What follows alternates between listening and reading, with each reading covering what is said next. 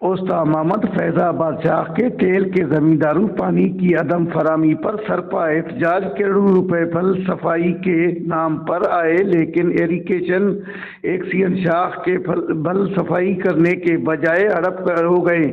बल सफाई न होने से हमारी फसलें सूख गए हैं और जानवरों को पानी तक नहीं।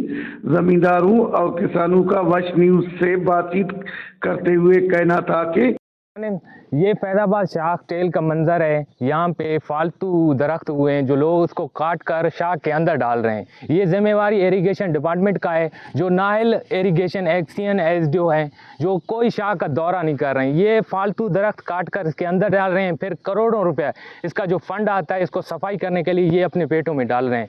हम वज़ीर आला बलूचिस्तान से अपील करते हैं कि इनके ऊपर एक्शन लिया जाए। ये Nile action, Nile SDO, Nile दारोगा इसकी करोड़ों रुपया के जो करप्शन होते हैं वो अपने पेटों में खाते हैं। यहाँ पर करोड़ों रुपया फंड मिल रहा है, लेकिन यहाँ पर बल सफाई वगैरह भी नहीं हो रहा है और सफाई भी नहीं हो रहा है। यहाँ पर देख रहे हैं आप, सारा कचरा लगा हुआ है और यहाँ टेल के ऊपर पानी भी नहीं आ रहा है और हमारा गंदम भी जलाकर राख हो गया। 50 दिन हो गए हैं गंदम को, अभी तक पानी नहीं आया है।